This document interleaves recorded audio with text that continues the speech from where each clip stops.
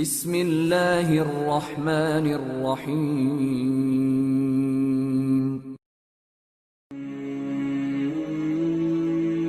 حدیث نبوی صلی اللہ علیہ وآلہ وسلم۔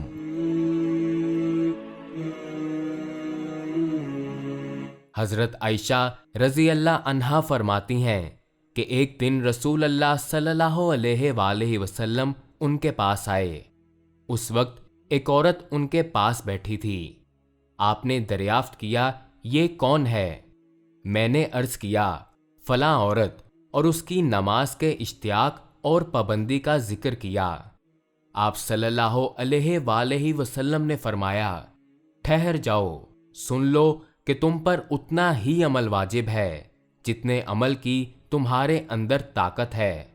اللہ کی قسم، ثواب دینے سے اللہ نہیں اکتاتا، مگر تم عمل کرتے کرتے اکتا جاؤ گے، اور اللہ کو دین کا وہی عمل زیادہ پسند ہے جس کی ہمیشہ پابندی کی جا سکے اور انسان بغیر اکتائے اسے انجام دے۔